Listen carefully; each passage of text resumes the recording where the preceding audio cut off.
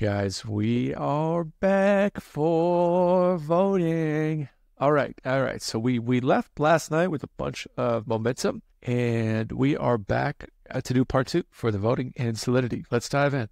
Okay, so where did we leave off yesterday was just finishing up this cast vote function, just to get the juices flowing, right? And what we learned was this was actually the correct logic for setting the voters' vote state. Okay, so let's read about voting events. We'll want to make it easy for the excuse me, sorry guys, I'm absolutely exhausted, to be honest, but having a good time, having a good time. I want to show you guys actually something something super cool. Sorry, it's a total side note, but it's blockchain related. This is the application I'm building, and it's so freaking pretty, and just we got it integrated with Web 2 and Web 3 wallets. I'm super excited. So it's a beauty. It's a beast of an application we're building. So very excited for that ecosystem. But I had to show you that because that's where a lot of my energy is going. It's dumping into this, and it's showing. So just to give us a little inspiration for users and learners, no different than yourself, no different than myself. This is why we do it, is to build really pretty third web applications or Web3 applications. This is exactly why. So, okay, so let's learn. Okay, so we'll want to make it easy for the user interface to subscribe to new proposal and voting events. Let's add some new events so we can listen closely. Your goal: proposal created, and most vote cast events. Create an event called proposal created. Okay, so we'll say event proposal created, and it takes in an argument called the UID, and we'll say proposal ID. And it emits, or we need to emit this event whenever a new proposal is created. So what we can do is say emit this and pass in the proposal ID, which happens to be what? Is this the target? It is. It is the target. Okay, awesome. Vote state UINT, or is it not? Oh, then we need to create an event called vote cast. Let's see. We forgot that bit there. So we'll say vote cast, which takes two arguments. One is going to be a UINT, proposal ID, and an address for the voter's address. Okay, so let's see. Voter address, boom. What I forgot to do was these colons. That was, of course, not going to work. Okay, so emit this event every time a new vote is casted. Boom, let's do it. So we will come down here and emit a vote cast here. Oh, and what I forgot up here was that, how is this going to be an address, though? And then we emit this event that is emitting a UINT proposal ID. We'll come to that in a moment. Not this very moment. Proposal ID. Which one is the proposal ID? Is it just the index? Questions I have. Okay, so vote cast. Vote cast. Let's go ahead and do this one. We want to take in two things right here, which one is going to be the UINT proposal ID. So we need to pass that in here, which makes sense. We have that here. So I believe we could just actually pass it in as such. And then the proposal ID and an address for the voter's address. Let's see. Ooh, what it would probably be is just the msg.sender. So let's try to knock this one out. Let's say address and valid argument type, because that is an address, not an ID. I agree. So what is going to be the voter ID? Should we just say proposals.length, I suppose? Would that kind of make sense? That's the proposal ID, the one that's being casted, potentially. Let's see. Oh, what it might actually be is proposals of the voter message as sender. Can we get the proposal ID that way? How do we create the proposal ID? Where is our proposal ID? These are the questions I have. Were we supposed to generate? Create an event called this, which takes in a single argument, UINT proposal ID. Okay, boom, there it is. Emit this event whenever a new proposal struct is created. So that's going to be right here. We passed some of the tests, but not all of them. Okay, let's see. Let's see what we have. So we have our voters with vote states. Let's see what they did here for the, let me zoom out to get the code all proper. So we emit, technically you should not emit the event first. It is proposals.length. Great. So we did do that. Technically you should emit the event after the thing's created, just to verify that the thing got created. Not to be too technical, but being technical, sometimes we do have to do that. And I think that would be an appropriate time to actually emit the event after the proposal is created. So in other words, after this statement right here. So I feel like that should work. No, proposals.length, right? proposal created. Oh, but I was doing this. So uint, I don't need to label it. I just need to say uint, address, and then the address index. Now, why did they index it? And let's see what they did for the indexing. Emit, vote, cast. Perfect. Okay, so we did have most of it there. And taking my own advice, this event should actually be after. So, okay, so indexing it makes it quicker to query, I believe. It costs more gas. Let's see if this passes though. But indexing it allows us to, let's see if this will do the deal. Almost acts as a cache to some degree. Try this before the event. It really should be after. It really should be after. I disagree that this passed the test. It may have passed the test, but it really should be after the proposal is actually created. So that is my disagreement there, but maybe I don't know enough about this storage prop. Maybe it's like always guaranteed to create or something every time there's a new proposal here because it's a storage variable or something. But I would naturally incline to think it should be after the entire proposal is constructed. So similar to this makes it. So, okay, but let's move forward. This seems to be passing when we emit the event forward here. And again, I would just say it may be because the test is written this way, or it may not matter. I will look into it, but I imagine, again, just order of operations, that makes sense. Okay, so voting members. It's important for us to maintain a list of voting members. After all, it's relatively easy for anyone to make hundreds of Ethereum addresses very quickly and vote with each of these addresses. The only thing stopping them is gas and effort. When a single person operates many accounts, it's known as a Sybil attack. Any system. Love it. I don't know why I read it first as any steps. Well, maybe there's a good old dyslexia out there. You know, it's some disease spreading around, right? Okay, so any system that is set up to handle this is known to be Sybil resistant. Your goal, members, create a public constructor which takes an array of addresses or an array of address. These addresses plus the deployer of the function should be allowed to create new proposals and vote on these proposals. Okay, so let's try this. So let's build the constructor. And we want to have an array of addresses. So we need a deployer, which I imagine is going to be, so we have owner, boom, is this first variable. Then we want what did they say? An array of addresses. And we'll say addresses here. In our constructor, what we want to do is say the actual constructor takes an array of addresses. So these addresses plus the deployer of the function should all be allowed to create new proposals and vote on those proposals. Let's think about this real quick. I would imagine we say the owner equals msg.sender. So the person who deploys the function, that makes sense, roughly, right? Now these addresses, this is the thing that's throwing me off a bit. So we need to hash this together. And then is this going to be actually our modifier? So we need to require that an address who's voting is one of these things. So if anyone else attempts to create a proposal, my eyeball itches. Okay, so let's reread this 50 times over. So create a public constructor which takes an array of addresses. These addresses plus the deployer of the function should all be allowed to create new proposals and vote on those proposals. So this, I imagine, is someone who already has the addresses. Okay, so this would be not the owner, but I would say the allowed voters, right? But how is this data structure? So this would really just be a string plus an array of strings, right? Or an array of addresses. So let's think about it. And that's what we're declaring as the allowed voters,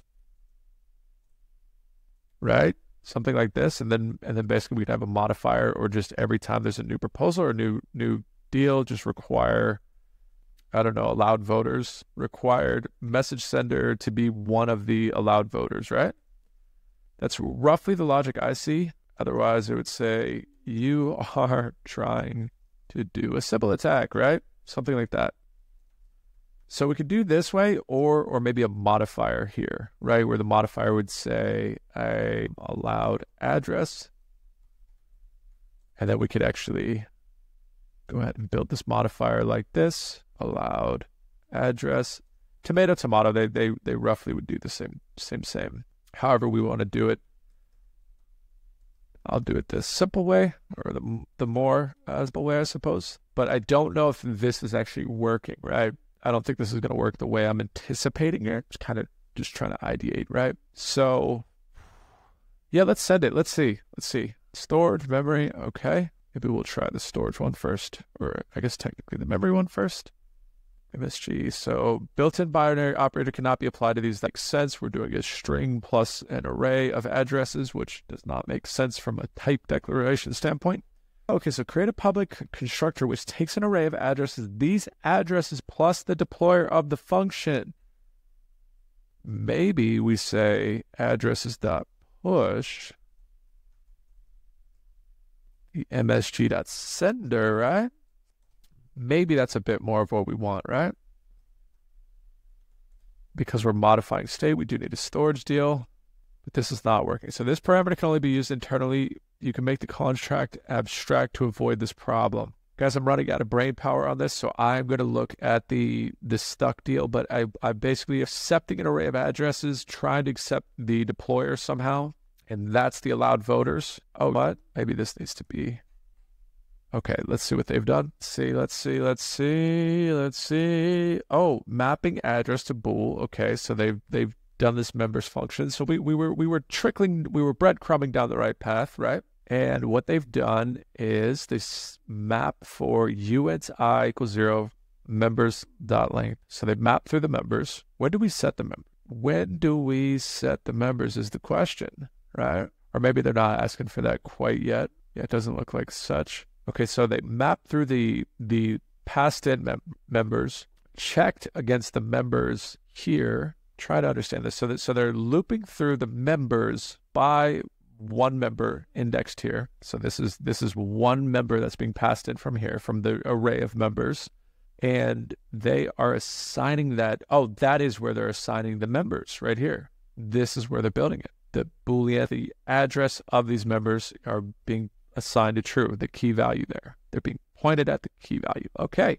And members msg.sender is true. This bit, I'm not understanding fully why this bit right here.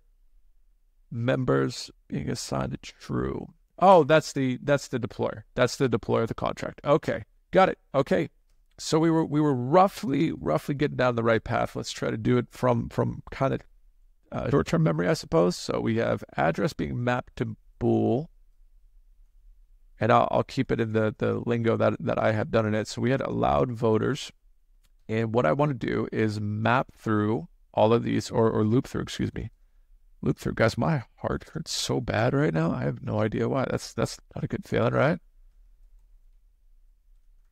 I eat really healthy too, but try to take care of myself. But okay, so our addresses .length, we were looping through all the addresses here, and we have the allowed voters, right? And we want to index through the allowed voters. Is it this way? By one address that's passed in here, right? We want to assign that to true. That makes sense. Okay, so this is the value we're building in memory. We're taking the address from the passed in addresses and then assigning them to true. So that does make sense. And then finally, within memory, we need to, again, allowed voters. Within allowed voters, we also need to do the deployer of the contract. It needs to be assigned to true.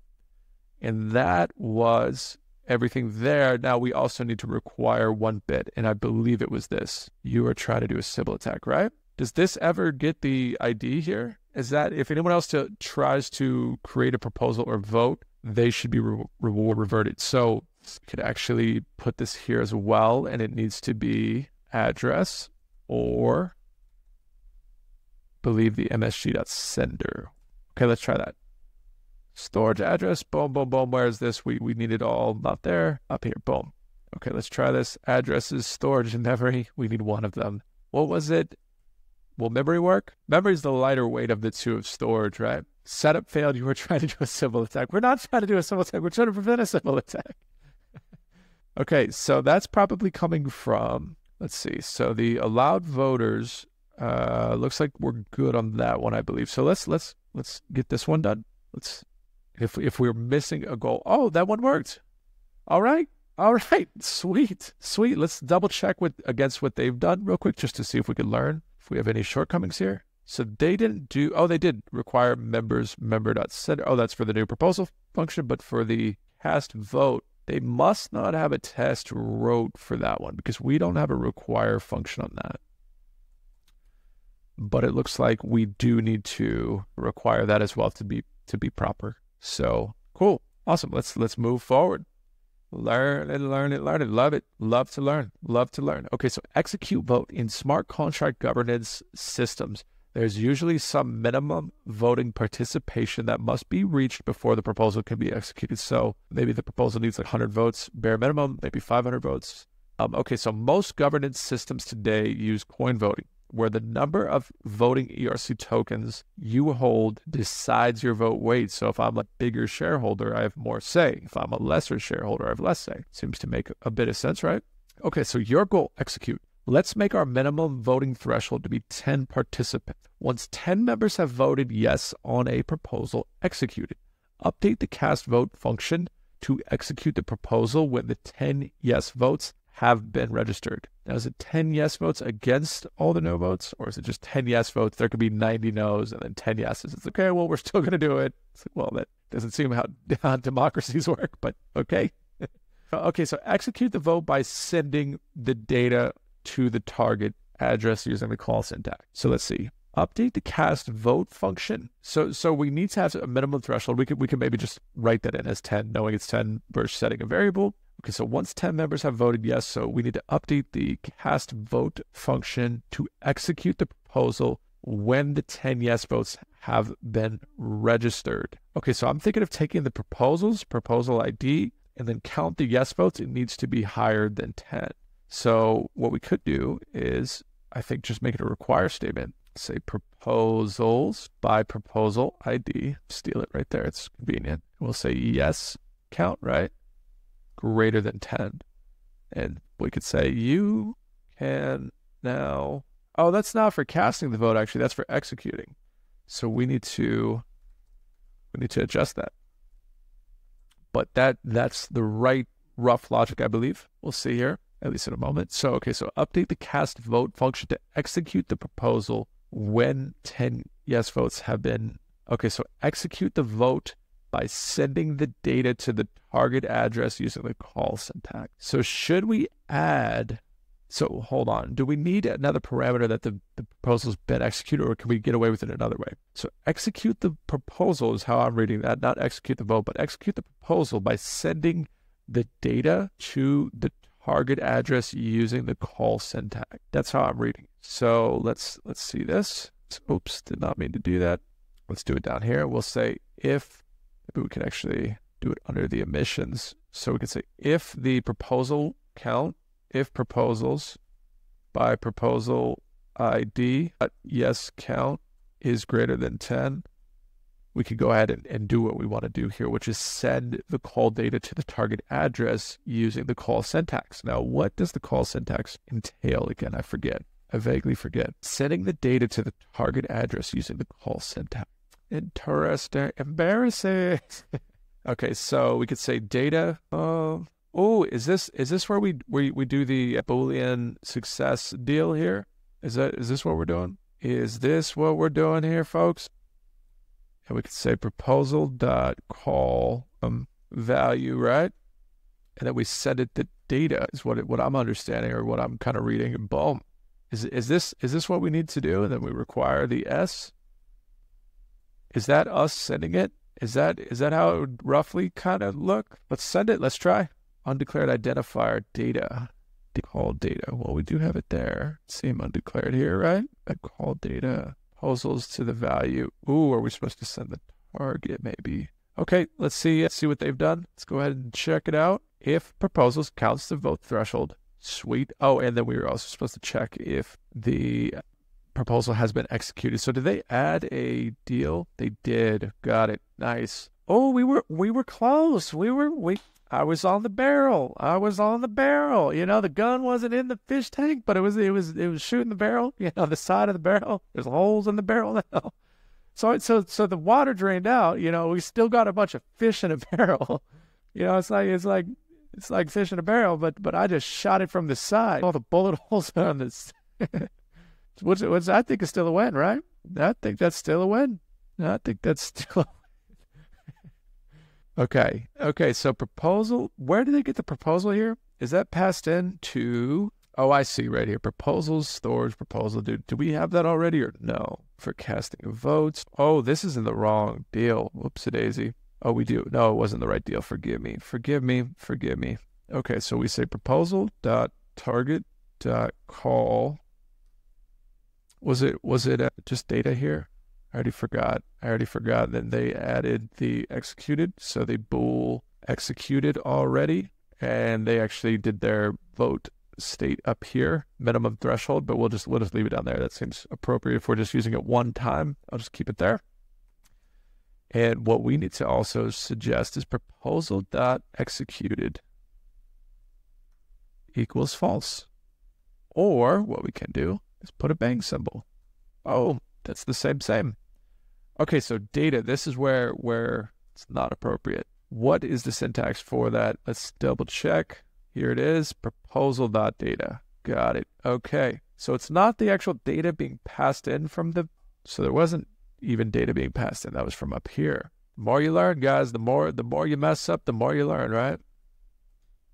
Okay, so let's see. Proposal.target.call, boom. This expression is not callable. Why? Why is that not callable? Why is that not callable? Bool success proposal target.call, proposal storage. It seems like it should be callable. I feel like it really should be.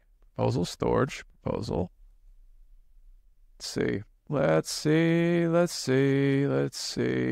Proposal storage. Oh, but I probably need to add the executed up top. Nope, not there. I thought I was going to have to make that a false. It defaults to false, though. Defaults that way. Okay, so we have Boolean executed. Got it. And we have it down there as well. So we're snicket stuff there. Proposals. Ooh, there it is. That's where I'm messing up. Okay. That's where I'm messing up.